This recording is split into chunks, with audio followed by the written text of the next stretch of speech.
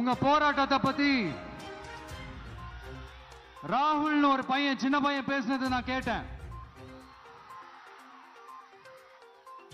அந்த குழந்தையோட பேச்சு மனசு ஏதோ செஞ்சிருச்சு. உடனே உங்க எல்லாரையும் பார்க்கணும்னு தோணுச்சு, உங்க எல்லாரையும் கூட பேசி ஆகணும்னு தோணுச்சு.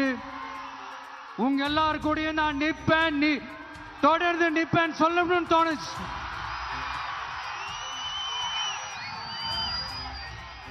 ஒவ்வொரு வீட்டுக்கும் ரொம்ப முக்கியமானவங்க அந்த வீட்டில் இருக்கிற பெரியவங்க தான்.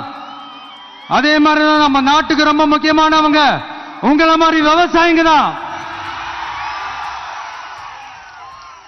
அதனால உங்களை மாதிரி விவசாயிகளோட காலடி மண்ணை தொட்டு கும்பிட்டு தான் என்னோட பயணத்தை தொடங்கணும்னு ஒரு முடிவோட தான் இருந்தேன். அதுக்கு சரியான இடம் இதுதான் எனக்கு தோணுச்சு.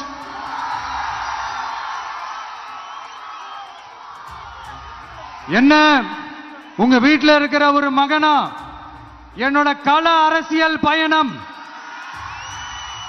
உங்களோட ஆசீர்வாதத்தோட இங்கிருந்து தான் தொடங்குது. சரி, அதை விடுவோம்.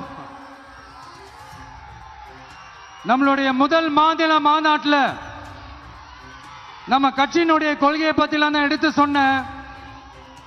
அதுல ஒண்ணுதான் இயற்கை வள பாதுகாப்பு. சூழலியல் மற்றும் காலநிலை நெருக்கடியை எதிர்கொள்ளக்கூடிய இயற்கைக்கு ஊறு விளைவிக்காத பகுதிசார் மாநில வளர்ச்சி பரவலாக்கம். இதான் நாம் அறிவிச்ச அந்த கொள்கை. இதான் நான் இங்க சொல்றதுக்கு காரணம் ஓட்டு அரசியலுக்காக இல்ல.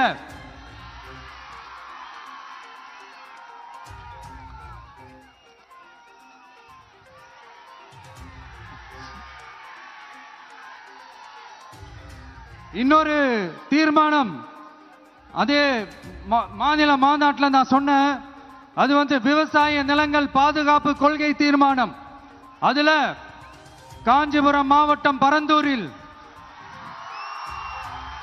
1000க்கும் மேற்பட்ட ஏக்கர் பரப்பளவில் 13 நீர்நிலைகளை அழிச்சு சென்னை நிரந்தரமாக வெள்ளக்காடாக்கும் திட்டத்தை ஒன்றிய மாநில அரசுகள் கைவிட வேண்டும் வலியுறுத்தின. அது மட்டும் இல்லாம இந்த மண்ணுக்காகவும் மக்களுக்காகவும் நம்ம விவசாயிகள் பாதிக்கிற இந்த திட்டத்துக்கு எதிராக சட்ட போராட்டம் நடத்தவும் தயங்க மாட்டோம்னு சொல்லியிருந்தோம். அதை இங்க உங்க முன்னாடி ரொம்ப ஸ்ட்ராங்கா வலியுறுத்துறேன். இந்த பிரச்சனையில நான் உங்களோட உறுதியா நிப்பேன்.